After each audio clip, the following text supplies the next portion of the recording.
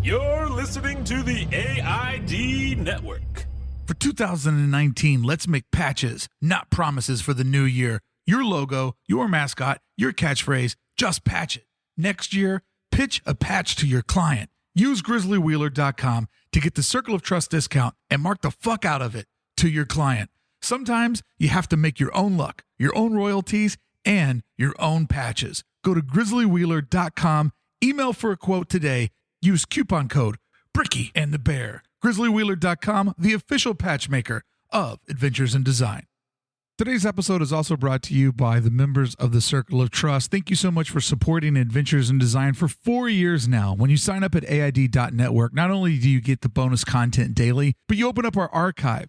All of this and so much more is available when you sign up today. I know you're going to love where we really dig deep into the design, reverse engineering the magic so we all can be just a little bit better. Sign up today at AID.network, become a member of the Circle of Trust, and thank you so much for not only supporting the bonus content, but the free show as well. This show runs on the Circle of Trust. Thank you all. You make it possible. Let's get started. Coming to you live from the Saul Rosenberg Studios, broadcasting worldwide into all ships at sea, here comes another action-packed episode of Adventures in Design.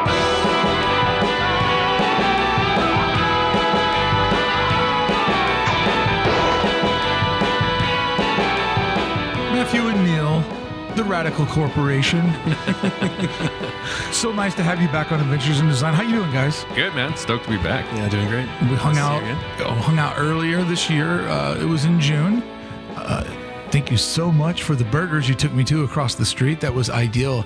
I have to say, man, this office you guys have, I go to a lot of fucking places, but this is one of the best LA hookups I've seen in a very, very long time. And you guys have a design industry pal that doesn't have a print shop too far from here. Are you guys familiar with the artist Dave Clock? Oh man, that sounds very familiar. Dave Clock, last name Kloc. Does a lot of gig posters. He did the most ambitious thing ever for The Meltdown, which was that comedy show that was once a week. Yeah. He made a original illustrated hand-printed silkscreen poster once a week for, I don't know, 500 weeks or something like that. Crazy. Did it just like an enormous amount of work and did it every year. And I was just interviewing him not too long ago and he told me where his print shop is. And I'm like, oh, you are fucking neighbors with the Radical Corporation, which is not too far from you. And he's like, oh, well, they sound exciting because you guys might have the best name. How's it been, guys? How's the rest of the year? The Radco. Side note, cooperative. Cooperative. I like the corporation, though. Corporation. Radical Corporation. Cooperation. That's a little too corporation.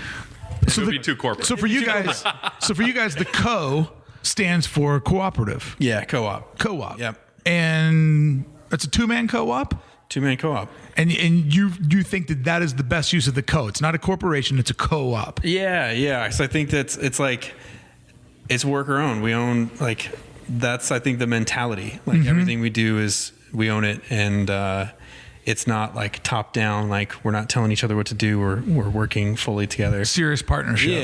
Yeah. Cooperatively. But what I love the idea of is just this big soul-crushing factory with the 4 smokestacks that's just making clouds and just the sign out front, we are the Radical Corporation. And it's up to you to decide, is this radically good? Is this radically evil? Like, there might be something there. I'm going to copyright it. If you guys don't have it, I'm taking it. Yeah, it's good. It's all yours, man. So the last time we got together was in June, though, which is sort of the halfway mark of the year. Yeah. So I thought, let's check back in at the end. And the vibe in your office is the vibe that you want it to be if you're a football team. And I'll explain why. You're from Detroit. Yeah. You know a thing or two about football, right? I mean, the Lions suck, but we try not to. But every Want to talk Thanksgiving- about hockey, the Red Wings? Okay. Oh, you'd love Dave Clock. He's a huge Red Wings fan. He's from Detroit, too, by the way, right down the street We got to from meet this We guy. got to meet this dude. I should have We try to meet all the people around here. We do like a Wednesday beers every other month or so. And I should have. He should be sitting in that chair. I should have brought him back. And we should this have is the beer thing. right now. I mean, I love this about Los Angeles is that it's so big and the layers are so thick that like Yeah, right around the corner. We've never heard of somebody and they're doing rad stuff. It's like I feel like we're constantly getting surprised by hearing about interesting people doing interesting things, and they're just making their own way. And it's choose your own adventure here. And it seems like you can kind of make it or break it in some kind of way. It really is. And for me, the wild thing is like going to where everybody's located.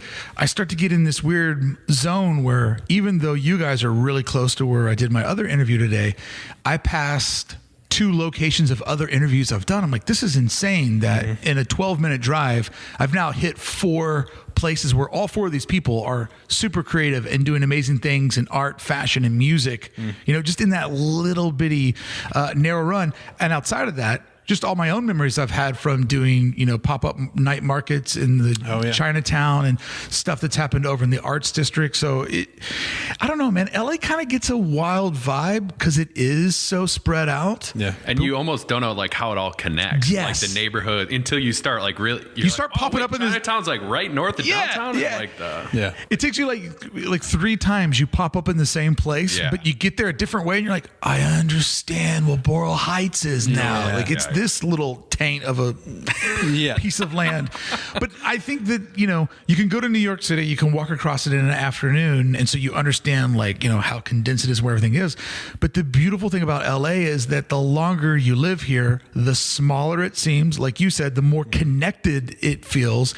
And you realize that there's a lot of people here and most of them are 2 buds away or at least a friend away, the real sense of community. But what I was getting back to on the football game is, what I love about the game of football is that for 58 minutes, it's played one way. Then the last 2 minutes, it's a whole different game. And if you're behind, the last 2 minutes is crucial. It's time management. You're spiking the ball. They're going to give us the middle of the field because they don't want us to get out and stop the time. So it's a whole different game unless you're way out in front. And then it's just... you're big dicking it. It's clock management. You're taking your time. Yeah. And you guys right now feel like the type of guys like, let's just make it to the 14th. Let's just get to the holiday break. Yeah. And it feels like we're up by 21. 100%. There's less time than the other team can ever think about coming ahead. And so it seems like you guys are in a chill mode, just riding out these last 3 work weeks. Yeah, pretty much. That's a great spot to be. Yeah. We had a good year this year with the freelance stuff. A couple times January is like real slow. People are kind of not calling you back after the holidays, but this year we got off to a good start. Yeah, we've been really lucky, and I think we've been learning to just trust that we've put a lot of time in over years and years, and we've made a lot of different connections in the city, and we've been operating together for going on 4 years now together, just about. So it's like, congratulations. It's starting to. It's like.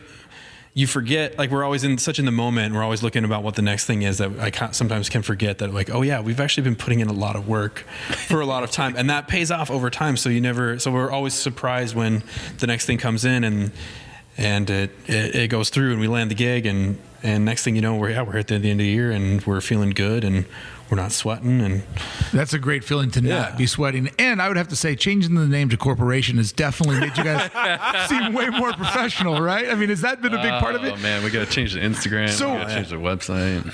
So you would think, are you saying that some of your success for 2018 is becoming a little bit more citizens of LA? Like you guys have been working together long enough and here long enough to where the breadcrumb trail of who did that logo is working its way back to you guys? Yeah, I think so. I think that's the general feeling. Yeah.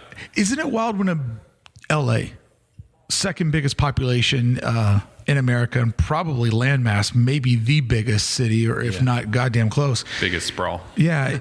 Isn't it weird when it starts to feel A, like home, B, not crazy expensive, but C, like a small town? Yeah. Like that is weird when LA starts to seem cozy to you. Yeah. Because you remember when you first moved here, you're like, it's fast, it's big, and it's going to eat me up. Yeah. And it seems like you guys, because do you think that a lot of your success too has been sort of, a lot of your clients have been similar? So it's easy for somebody to look at you guys and go, these guys do excellent food branding. Yeah. We try, a little bit of that, but we also try not to get pigeonholed. Right. Because you don't want to, I feel like you could get oversaturated in like the restaurant vertical. So we try to push on a couple different. So what have you done in the last 6 months since the last time we hung out that's outside of that boundary? Because I feel like when you guys pop up on Instagram, it's normally like a new food packaging thing, a new mark for one of your existing clients, or a new restaurant that comes in the group. Like, what's been out of that boundary? Some of the stuff that we don't show. I mean, Oh, perfect. we've got some bigger corporate jobs that. Oh, really? Yeah, that sometimes, you gotta cash that paycheck when you can. Yeah, and I think that's one of the things that I do like to be like honest about with a lot of people, is that like all the stuff that's out there isn't everything. And it's the fun stuff. It's the fun stuff, and I think the food and beverage and the hospitality stuff is really fun to share because it's so visual and like consumable, right? In a lot of ways. So, and like you said, you put it out there, you'll get more of it. Yeah. And it's easy for me to be like, oh, double tap cheeseburger. Yeah. I love cheeseburgers. I could go for a cheeseburger, and that's a damnly fine illustrated cheeseburger. Two hearts. Totally. But if it's like, oh, cool, toothpaste lid. Yeah. Or like, brochure, cool. Yeah. When you guys do the corporate work, what makes you commit to it? Because if it's, if I'm doing the math here, if it's something that it's like, it's probably not going to go out on Instagram, and it's not going to be like customer facing or forward facing, it's like a recruitment for more work. What is it that you guys are looking for? Because I know for me, my idea always with the design company, and some years worked this way and other years didn't, but my idea was always like, if I can get like that big client job, right? Where it might not be exactly what I want to do, or maybe I can't show it to everybody, but on the backside of it, I know there's 1 week, 2 weeks, a month of coast to really nail it. Now I get to work on my own stuff and enjoy it because I'm not worried about money. To me, I was always sort of saying like, is this a play to buy myself more freedom? That was what I was always trying to go for, but somewhat hard to always like get it to work that way. But for you guys, if you're not going to show it to your clients, what's the thing that makes you say, yeah, let's do this, other than bills to pay? Well, I think we don't think like we're too good for these jobs. And I think a lot of it's like when we decide to take it on, it's like, is the client cool? Like, will it be a fun relationship? Right. Even if the work might not be like the coolest. Yeah. And if there's obviously we want to make those things sort of be a little higher financial payout if there's not going to be other fringe benefits. Right. Yeah, I don't know if we talked about it last time, but we talked about that whole like Robin Hood method of like being able to take on some larger scale projects that maybe aren't as cool, but can afford us to do these little or localer things that, or just, like buy time to kind of let us think about our own stuff. And I think in 2019, that is the Robin Hood method for a creative. Because if you look at it, we're really getting to a moment. This is something I've been fixating on lately, because I've felt this my entire life since the Thrasher magazine days. But we're really getting into a moment where content and advertisement are completely blurred, and so many, especially when you live someplace like LA, like you walk into a weird shop when you're out, with your partner, like doing Christmas shopping, like, is this a store or an ad for Google? You know what I mean? Like they do those like experiential pop-ups and stuff. Yeah.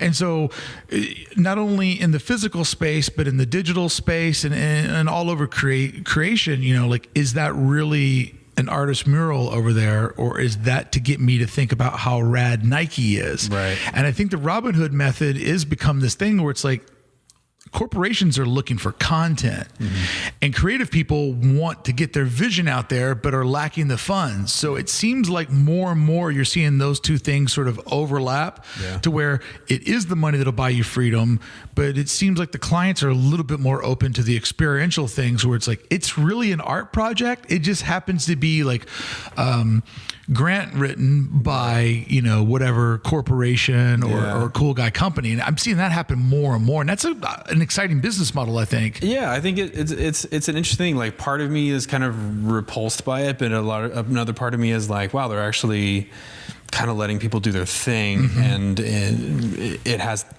like, they're getting more comfortable with this unmeasurable, or like the non-metric kind of, we know this is going to pay off somehow. We maybe can't measure it, but like there was, I feel like we were like in the past, like we were trying to like explain that to bigger clients, and they just weren't getting it. And I feel like that's getting more. They're starting to understand that now that there is going to be a payback or a payoff from all that stuff. I think part of that too is that, you know, as we're getting older, so are the people that used to run the big agencies or the big corporations. And I've seen single-handedly from, like, you know, friends of mine like DK&G Studios where, you know, they teach the Skillshare class, they go out on the road, they do this and they do that, but creating that fan base, who's taking these classes? Like, who's buying your stuff off your website? It's probably other designers. Yeah. And they have it hanging in their cubicle. And as those, you know, junior designers become creative directors and art directors and people that actually can pull out the checkbook, they tend to want to work with people they respect. So I also think that the reason why we're seeing more of that sort of like underwriting of creative projects that are a little bit abstract on the return and investment is that, you know, the millennials getting the checkbook. Yeah. And they're starting to get to do a little bit of the decision making, and it's going to be very interesting the next couple of years to see where all this goes. And we would hope that it would go someplace like this because the creative workforce gets bigger and bigger every year. Yeah, it's got to be some sort of way the pie gets divided up so we can all make a living, right? Yeah, yeah. I mean, I always wonder that. I'm like, how long can we keep this up? You know, like it's like a. I feel like I've been asking myself that for a long time, and we still keep going. So watching older agencies kind of like age and pivot or change from one focus to another. We've got a neighbor up top, Sussman Presja. That's this old legacy LA design firm that did the '84 Olympics logo. Yeah, Deborah Sussman. Oh wow, she passed away in her 80s just a few years ago, but they're still around. They're shrinking a little bit, but they're still doing like city project works, a lot of like municipal government stuff, and it's like they've been at it since the 70s. Wow. And think about being in it since the 70s.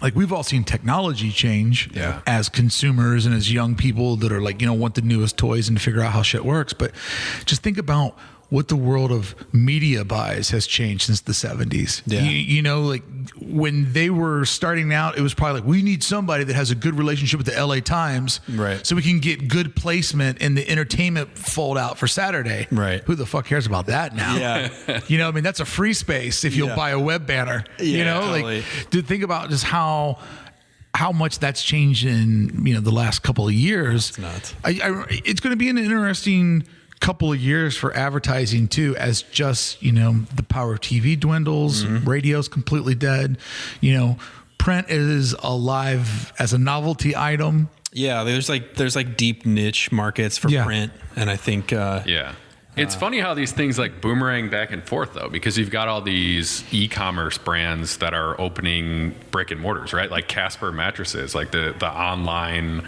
mattress company that built its business. Like, they have showrooms. But people have to go somewhere on the weekend, right? Yeah. Like, people still want to touch things. You know, like I made that Google example earlier. Like, Google had a store, I forgot where it was, off Melrose or whatever, last holiday season, and you went in there and it was just literally a way to see all the Google HomePod, I still don't know what they call that thing. Like that Google Alexa, which I know is definitely not what they want it to be called. Galexa.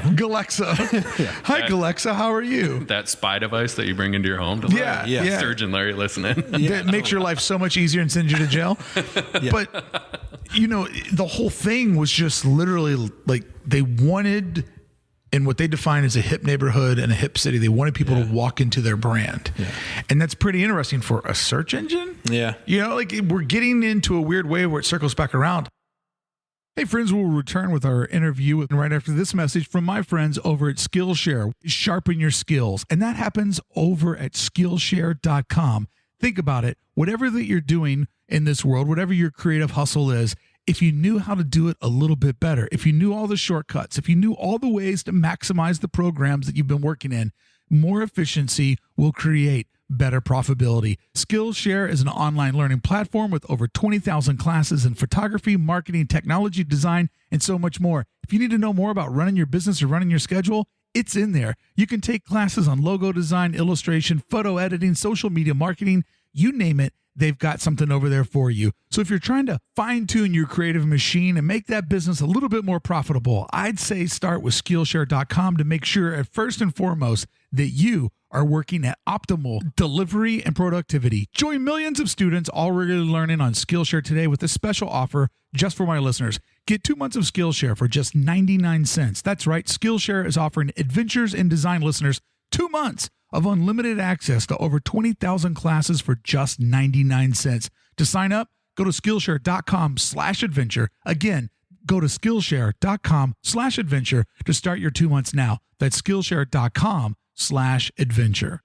I think one of the things that you guys are going to see a lot of growth for in the future, and it's something that you way undersell in the way you deliver your business, is the sign painting aspect of what you guys do.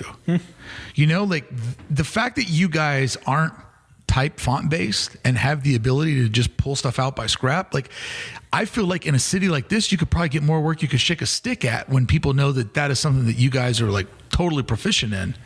Yeah, we talk about custom lettering, and I think the sign painting part is kind of hand in hand with that. But I think this sense of not no fonts, but Some fonts. some fonts. So, I think that's like the people understand if we're having that kind of a conversation with a potential client, like where they're starting to see that difference, or they can understand that this is a one-off or this was a custom made piece of lettering, then we're in a good place. I'm just thinking though that in this particular market where there's so much environmental design around us everywhere, like I could really see if you guys just showcase like 2 or 3 pieces you did on your own, how that next Google install, or, you know, Amazon does a pop-up shop or whatever e-commerce thing is trying to do that experiential thing. Like you guys could fucking destroy the side of a building and actually do something that communicates, right? Yeah. And like the whole thing now is if it communicates and translates to Instagram, there is money for it. Right. Which is so wild. Yeah, it's crazy. That every event now is built with like, and I sit in these meetings and I hear this all the time, like, okay, we're going to do this event, but what is that shareable aspect of it? Yeah. Right. Where's that wall? Every restaurant wants Every that restaurant. too. It's so the Instagram moment. Like, and like we saw this from so far back, like when it was like we were calling it the photo moment pre-Instagram days. Like, what's that photo moment? Like if the New York Times comes around to review this restaurant or this bar or whatever, like what's that shot they're gonna get? And that's like just basically been distilled down into this, like, what's the fucking gram moment or the selfie moment? And I feel like there's this thing where it's that dualism of creative work where you have to be aware of that, but you can't cater to that, because if you start catering to that, it starts to feel icky. You break it. You start breaking it. It's like, okay, we're going to do that. But like, just don't talk about it. Like, don't like, let's just make an amazing bar with perfect lighting, but not paint angel wings on the wall. Right. Is that what you're talking about? That's what I'm talking about. Okay. Or like you can know that there could be a photo moment, but if you like do it because you've got to have a photo moment versus is this a cool idea?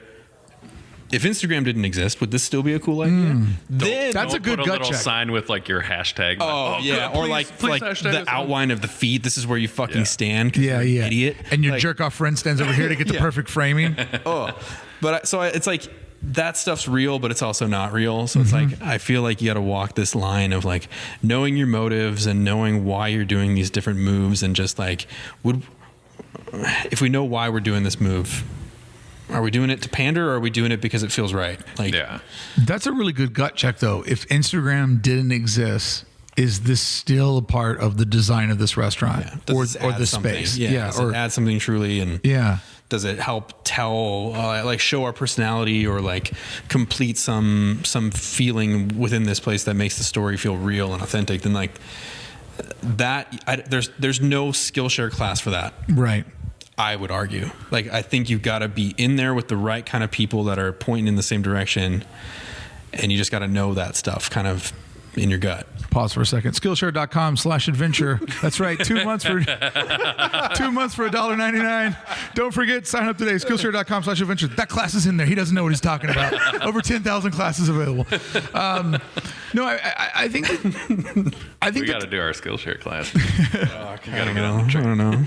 I think that that's why though we're all part of a really interesting generation of sort of being that last generation to know how to do the things like the sign painting. We're the threshold generation. Yeah, we really are. It's like we're the last train out of the station, but also the first one to arrive at the new spot where it's like we know how to make money off the internet, but we also know life without it. Yeah. And I really feel like the further I go along, I see that crossroad, that intersection to be so valuable for a generation, I think, that pretty much got the short end of the straw on making good money, being able to buy property, sort of getting to things when they were still affordable. Like we fucking skipped out on that. But I think that as the world matures, hopefully when our generation is the elder statesman, that there will be sort of a perspective there, that it's like we actually remember sort of the nuts and bolts it takes to keep everything together. And that is that idea of like, well, if Instagram wasn't here or if YouTube didn't exist, like, would you still build this thing or do that thing? Which is what every artist needs to ask themselves. I know I want to make this, but if I need to make money off of it, who's going to buy it? Yeah. And my wife was always so good at like, I know that sounds fun to you. I know you want to go back in your office and play with that illustration for 2 weeks. But when you're done in 2 weeks, how are we going to recoup that cost? I'm like, damn it. Yeah. Charlie Brown walked back to my office. Yeah. So there are those sort of gut checks I think that you need to establish, Yeah. So for a year where you guys feel like you did better than the year before. Yeah, certainly. How do we go into 2019? Just kind of more of the same? Were there a couple lessons that we learned this year that are going to set us up better for the new year? Yeah, I think we've talked about this. We talk about this a bit in our in-between work times about, kind of waxing philosophical about how we're going about things. And I think one of the big acceptances that we came across was just like I think people don't like to accept how much dumb luck plays into this. Yeah. And I think there's this, again, it's the dualistic thing of we've put a lot of time in, we've invested a lot of energy into getting good at what we do so that when the luck rolls our way, we're ready for it. But a lot of it is just dumb luck. And I think, because you say 2019 and I'm like, well, I mean, we have clients. Yeah, we got stuff lined up that are stuff rolling, but we don't know what the next email is going to be that comes like in. March. I have no idea. But do you have anything? Do you have stuff? So you guys are going on break in the middle of December. Yep. You come back to work on the 2nd. 7th. Whoa. Are you guys hiring? You come back to work on the 7th. Oh my God. Do you have that day all figured out? Like, do you know what you're coming back to work to? Yeah, we'll probably sit here for like 4 hours and be like, oh man, what did you do? Yeah. And then it'll be like, oh, should we talk about like what we're doing for lunch? Monday status? Yeah, no, it's, I mean, that's, yeah. We've got stuff that'll be wrapping up through the early part of the year. Some potential ones that'll kick in right around that time. But it really, it's like maybe 3 months, 4 months into the year, like it's all big question mark. Yeah, and but I mean, that's part of the game, right? Like, because the hope is that in January, when everybody else comes back to work on the 2nd, that by the time they figured it out on the 7th, that email will come into you guys. It's hey, we're doing this thing in the spring in LA. Can we get you guys to work on something? Yeah, I think that's part of it. It's like we're not going to try to pretend that we can like affect that outcome too much, aside from doing what we always do of trying to put good work out there and connect and make good relationships, keep our past clients happy, because 9 times out of 10, it's client referrals that are getting us new work, or,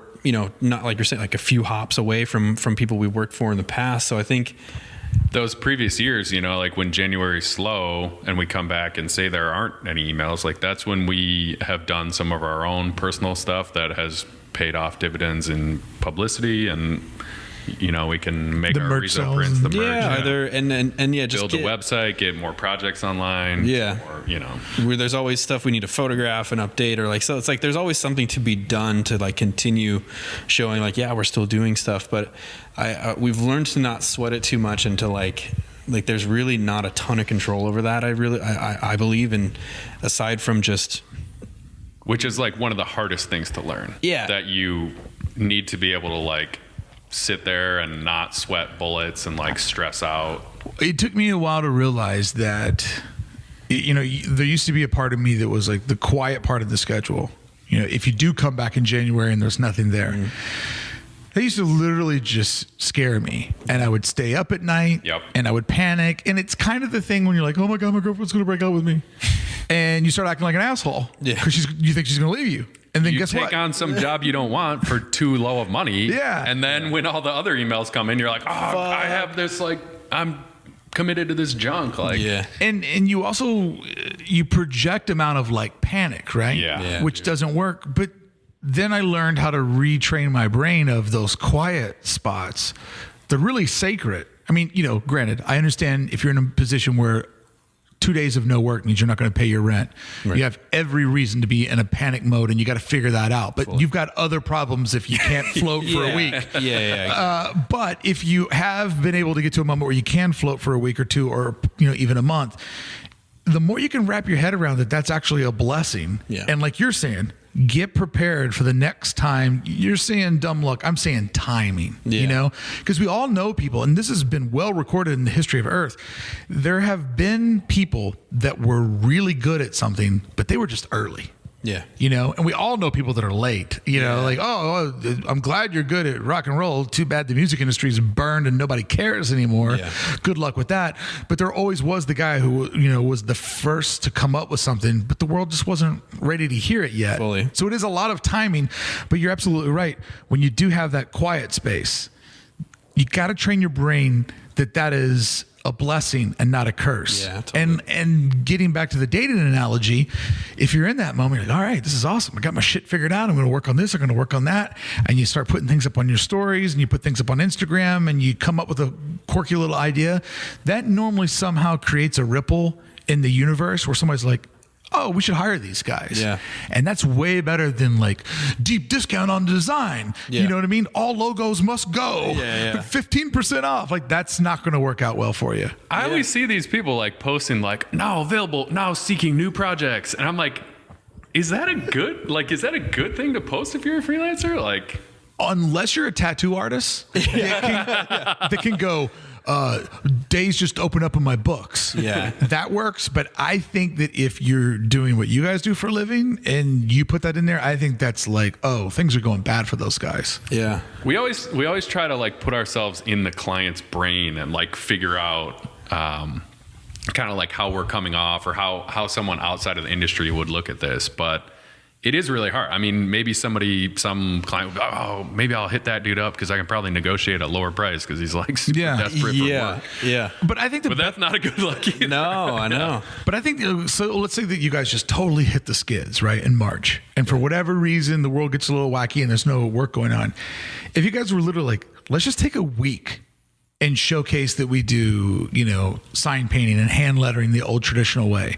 And like literally make a couple Instagram videos. We're going to do a live Thursday and we're going to kind of do this thing. We're also selling this print and we got this going on and we're doing a mural in our office. Like if you just took that wall right there, that's a blank white wall, and you turn that into an event and you like documented the whole thing that week. That is such an organic marketing tool that will create ripples. And if anything else, if you guys are like, well, fuck, let's just do like a webinar. Like you Google how you do a paid webinar. I'll write a curriculum and Friday we're going to do it for 3 hours and see how many people we can get to sign up for $100. Like that is putting timing and luck on your side. Totally. And those type of strategies, I think work so much more than the sort of like, I'm available for work. Dancing around on the street with your little can out, you know, like there's a way to like be proactive and maybe get that time to swing your way, but look cool while you're doing it. Yeah, I think so. The tough thing I think for us is like when we're busy with work, those things fall by the wayside. Yeah. Like the self-promotion and like making because you can't even get to it. We've talked about projects like that, doing a big window splash on the front of our storefront, hosting friend, like we've got a space, like we do wanted a Rezo workshop. Yeah, do a Rezo workshop or have some friends come in and do like a 1 day thing and hang out and walk away with something cool that everybody gets to contribute to. Like, but we when you're kind of like pushing on client stuff, you don't have that buffer time. Yeah, you all really that have to energy make goes time there. for that stuff, which is important. Which which is kind of part of like this end of the year where we're looking at, okay, we've got 3 weeks left of work. What do we want to do with this? Are we going to do end of the year client gifts? Are we going to like start planning for some of this personal marketing kind of stuff, or any kind of like future workshop stuff? And then the email came. And then the email comes in and it's like, hey, we need you guys for a week. And so we're like, oh shit. Holiday bonus. I guess we're going to take it. And that's the way that the world works, is that you guys sit back and go, okay, we need to come up with, let's go back to the analogy of hitting the skids, which we're not at. Yeah. But when you kind of come up with like that whole week, if we're going to do a mural here, we're going to do this, how does it work that's when the client you haven't heard from 9 months goes, so we're opening up an oceanside location. It's a great old vintage building. You guys mind coming down and ripping some pics and telling us what you can do for us as far as assigning a mural goes? You're like, fuck. Well, let's just save this document for a rainy day.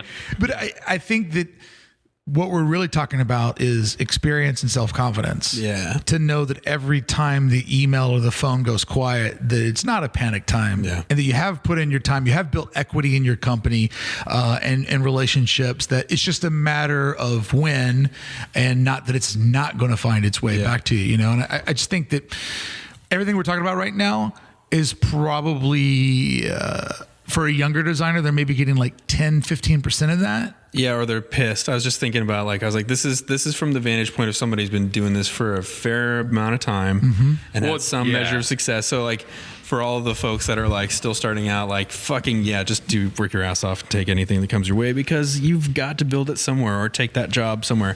So or just keep listening. I feel like everything we've said, I've heard 10 or a million times. I've heard it more. And it just never, it doesn't sink in until you kind of like need it. Yeah. But I think for, the fact that we've never worked together, but we've been in the parallel industry, in the same industry, the fact that we can speak about this and finish each other's sentences goes to show that there's some sort of like cosmic rule here, right? Yeah. Yes. And I think that for anybody who's like really busy and they're hustling today, but then all of a sudden December 17th comes and they're like, oh shit, I ran out of work.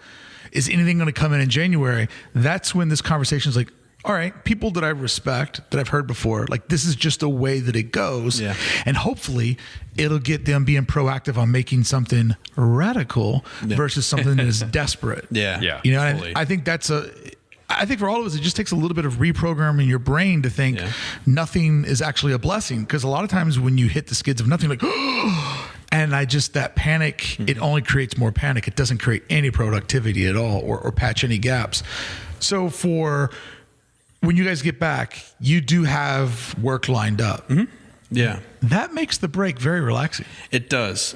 And sometimes, I mean, when you get paid net 30 or net 60 on invoices, you're like, God, man, like, why can't they send a check right now? But when that works out for you, like, oh, we got a check coming in. Oh, yeah, remember that thing we invoiced 60 days ago? Shit, it's coming in. Like, cool.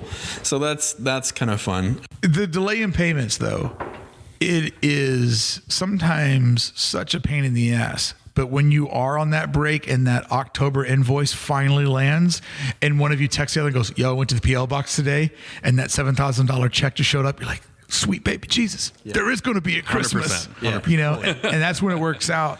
Today's holiday episode was sponsored by our friends over at Jack Prince. Go big or go home. A 1-week flash sale event at jackprince.com where you can save over 15% on large format posters, giclée prints, and banners. If the end of the year holiday sales have been kind to you and you're worried about having a little bit too much tax money sitting in the reserves, get some banners designed for your booth for the next year.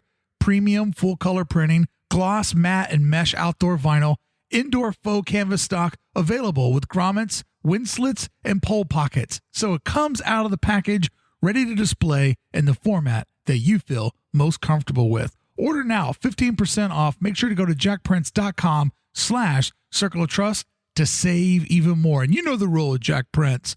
No shipping in the U.S., no hidden fees. That's jackprince.com/Circle of Trust to save even more. Go big or go home. A 1-week flash sale on large format printing.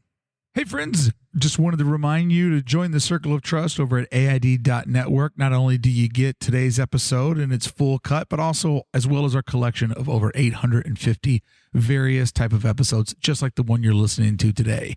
What do you say we get into part 2 for members of the Circle of Trust on the AID.network?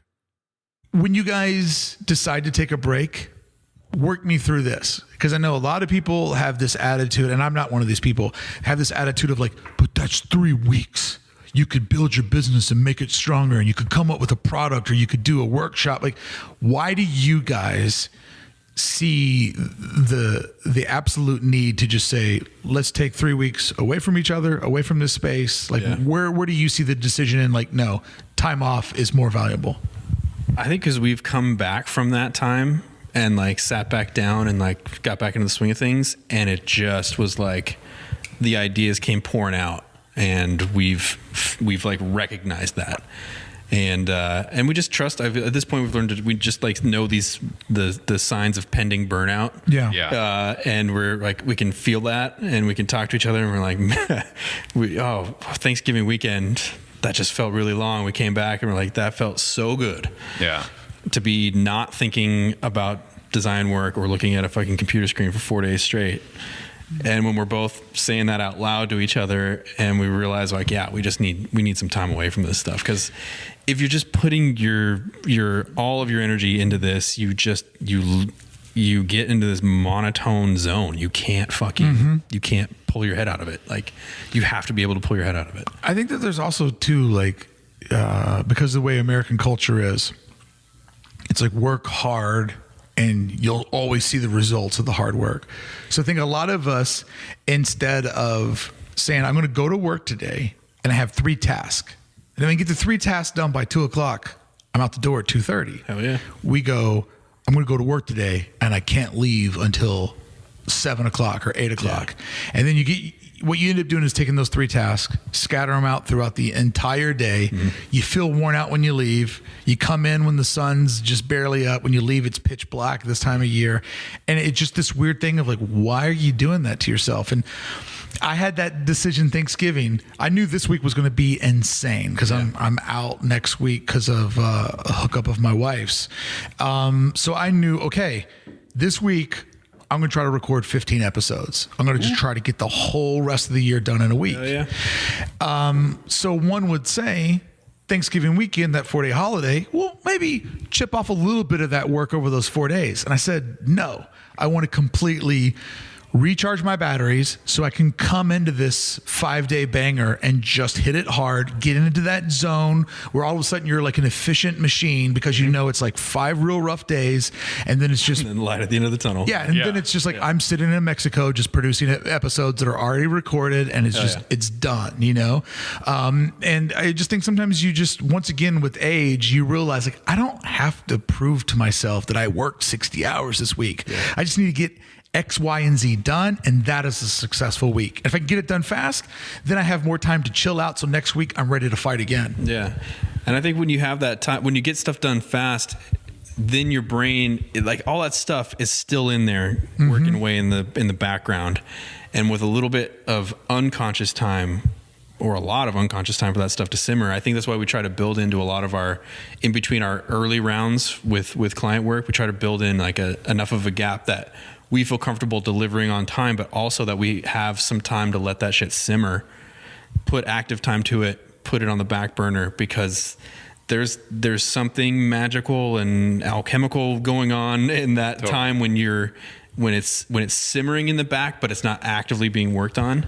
You can't really force the creative stuff sometimes. Yeah, you just and the power of fresh eyes, right? Fully. Yeah, coming back to it, because like we'll do that all the time. Stuff that we were like down to the wire, certain that this is the thing, and then send it over, and we get some unexpected feedback from a client, and we get to look at it again after like a week away from it or something. We look at it and we're like, oh shit, that's not it at all.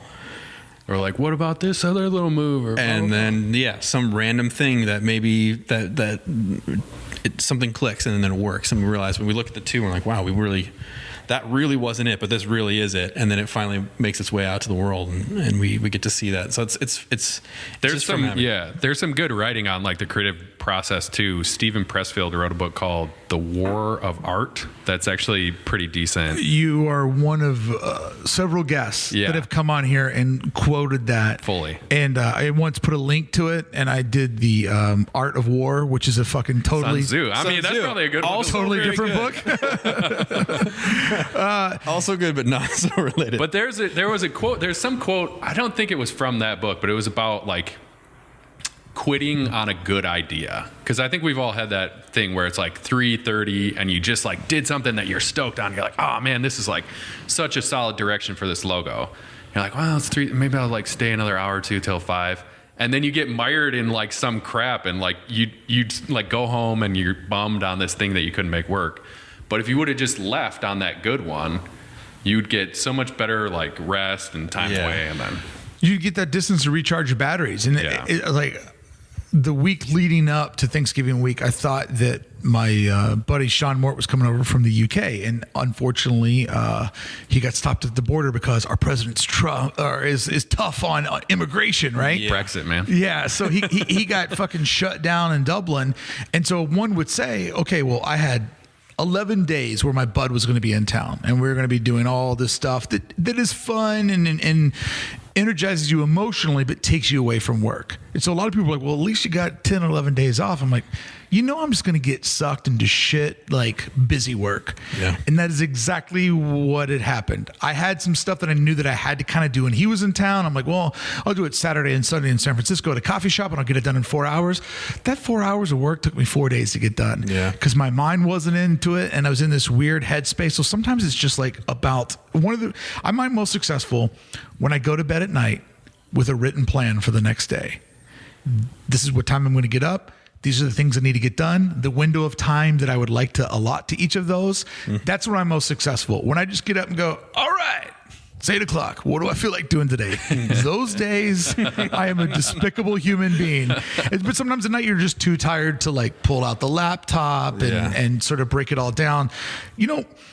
One of the things that I've always been envious of, because being a designer, and I know you guys work together, but there's also a lot of alone time and being in this vacuum. I wonder what it would be like to be a writer for a TV show, right? Yeah. And we have our whiteboard, and I'm always envisioning this like season 2. Like we have our whiteboard, we have 8x10 of all of our main characters, and just to sit in a room with like 8-10 other creative people and go, what are the path for these characters? Yeah. Like where do we see this going? And I wonder what it would be like. Because it's weird with designers, because it's like, your client is different than mine. So there's really no reason to spitball ideas around, because then who owns the ideas?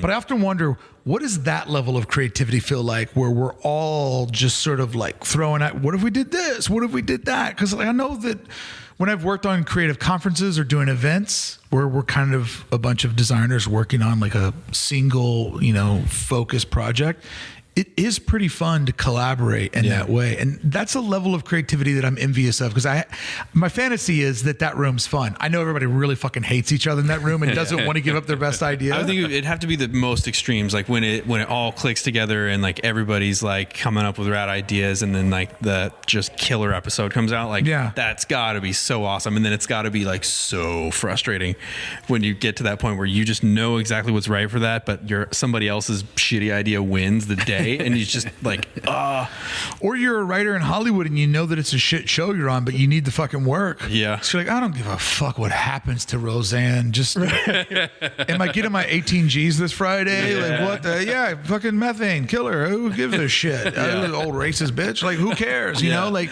that. Oh man, I always wonder about that. That's like such a strange world. Yeah, but I always think about that think tank, right? Because so many of us are forced to think alone, or maybe, you two bring an idea together and then it sort of gets, ping pong back and forth to what gets executed. But I wonder what it'd be like to have a job where it's like a group mentality. Yeah. When you worked for OMFG Co., that was and I don't know this for sure, but that seems like a brand or a design studio that was built to scale, right? Like, because like now they have a lot of folks that work for them. I mean, when you get past 2, I consider it a lot. Yep. And this seems like this is a company that's built not to scale. Like, it seems like you guys are very comfortable being the 2-man job. Because you've been on both sides of the fence, what do you prefer about this versus that beast? I think it's really personal preference, and it's how much work do you want to have really at the end of the day? And I think like it kind of tails in with what we were talking about with this break, and like really appreciating having downtime and luxuriating in that downtime. When you get to a larger sized studio, I don't think you get that luxury as much. More people's always more problems. More people's more problems, more people's more commitments, more people's more responsibilities. More overhead. Way more overhead. We walked into this very clear-eyed of staying small. The idea of the cooperative being that it doesn't have to be everybody literally under one roof. Actually, as a business with employees, we can call in our friends that are highly specialized in certain areas. Do you do that? Project. Oh, absolutely. Like in the past year, how many times did you go to one of your special ops? Our signage vendors are like our partners. Our sign painter buddies are our partners for this stuff. We've brought in writers before. Yeah, we've brought in writers to help us with some copywriting. Web development. Web developers are our partners on these projects. Photographers. And then also like we sign on with larger creative agencies as well. Yeah. So we become a piece of their collaborative project. Yeah. And I think the other part too is like it's not just ideas bouncing around our heads. Our client is that other part of that triangle, because they're ultimately going to like respond to those things. We had some interesting learning lessons this year of one of our projects, we actually basically talked our client out of continuing down the path with us, because we realized after 2 rounds with them that they were so not ready to do what they were hiring us to do. And they were pretty adamant about wanting to push forward with us. And we just had to really sit them down and be like, look, this is what you're saying right now, but this is what we're hearing. And it was very much like, we don't think you guys are ready. Like, we'll take your money, but really we don't want to, because I don't think this is going to lead you to anywhere useful. And so I think that's kind of part of it, is that the client is always going to bring a surprise. Usually they'll either reinforce you in a good way and surprise you in a good way, where they're just like, wow, they let us do our thing. And they were like really cooperative, or they'll come back with a very unexpected response to something, which leads to the thing that it needs to be.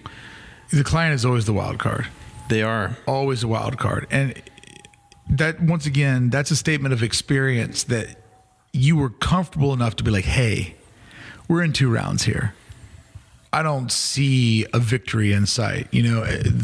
Early in any of our career, you just do what they say, because it's almost like you have to get to a moment in your life where you realize that the client isn't your boss. They're a collaborative partner. They are. And I think that's like you can sometimes fight them, but if that's your mentality, like that's like you're setting yourself up for a really shitty time. And you're not going to get a rehire. No. Is then what's the fucking point? Unless this is an insane amount of money and you don't give a fuck because you're independently wealthy and you get an island out of it. But those gigs don't seem to happen anymore or ever. Or also, like, there's a reason that big ad agencies have client leads and client managers and account managers. So when you become a freelance designer, so you worked at like some small design firm and now you're a freelance designer, like, that's your job too, client management. So you kind of have to get an awareness of selling things through and building confidence with your clients. And you can't just show them a good idea and think they're going to love it every single time. I also think too, just like doing a good job of not only setting boundaries is really important, but also keeping a line of communication. Just like, hey, Andrea, just want to let you know that we're out of here on the 15th. So we're going to make sure that on the 12th, you're going to have some stuff. We really need to get that feedback by the 13th, and we can get you those final cops for the 14th. And as you know, we'll be back on the 7th. And, just giving that right there, just so that like, if there's ever a question mark, like, hey, I sent you that email back the last week in November, letting you know these points, like one of the things that Beth and I put in our design contract was, if we don't hear from you, and there was, I basically made our contract where if I, did an Apple F, every time X, like 3 X's came up, that's an area that I need to fine tune for that client. And it was all based on money. So it's like, well, this particular client will go, if we don't hear from you in 20 work days, which is, like a month basically, then we will have to renegotiate terms, or the project will be considered to put on pause, just to kind of put a fire under their feet of like, I know you're busy. I know you want a new website, but you don't have the time for it. Don't let this linger, because what happens is then people always show up at the worst moment ever. Yeah. When 2 other of those people are showing up. Yeah. And you're getting, fully, and you just got married and you're getting ready to go on a honeymoon. And that's when you get that email from the guy you haven't heard from, like, so guys, I got all the photos for the website. What do you think next Thursday? And you're like, no. Yeah. So it's a lot about like, obviously trying to set those boundaries, but also just a clear communication, And I think that once again, when you think of your client as your boss, you feel like you can't tell your boss, by the way, we're done on the 14th, because you're like, oh, they're going to be so upset. We're not going to be here for 3 weeks. Exactly. Yeah. But when you get that experience and you get your sea legs and you're like, no. Yeah. We're working together. I'm not working for you. Yeah. And I think build in kill fees and just kind of spell it all out. Sweet kill fees. Oh yeah, it's just managing expectations, and I think you get burned for whatever reason, and then the next time you've renegotiated your project template, and you've got that built in now, and you explain that, and you realize that like, these people are coming to you to do something that they can't do, and they have no real understanding of. Maybe they've worked with creative professionals before, probably not. So you've got to manage their expectations completely and let them know what's going on. And so to that point of scale, or like a larger agency versus a small one, I think for us, it's like we get to maintain as much control as we can over our time, because that will allow us to give the clients that we do get to work with, they get our best time. Right. And like we said, the first time we interviewed, you guys are all about trying to find a client that will allow you to succeed. Yeah. And, in the beginning, you're just trying to get money. Yeah. Because you need to keep your head above water. Yeah. But as it goes on, you start to sort of figure out like, okay, who's going to let us do our best work? Because if we don't do our best work, what's the fucking point? There's no point. Yeah. It's better to live on your savings or a credit card than to like take a shit job. It's and not gonna be worth putting out there. And float for 2 weeks, making this blank wall into an event. You know what I mean? Like we always have, like all of us, the one thing we have in our back pocket is we can make our own magic. Yeah. And like, if you think about it, everything in this world somehow or another that's worth a damn, somebody had to draw it out on paper first. Like design is where ideas start to come to life. So knowing that you have that, it's like, okay, if I get high and dry, I know how to make my own luck. I know how to create my own, if any of your customers or clients want to do a sell or a promotion or a marketing piece, they fucking hire you. So of course you can hire yourself to do that. Yep. But I think really what we've been talking about today is just the self-confidence that comes with age. Like, how long have you been? Thank you for listening to Adventures in Design podcast. To hear part 2 of today's episode, visit adventuresin.design. Click where it says Circle of Trust and help support the only daily talk show designed for creative professionals just like you. Thank you for listening. Good day and good design.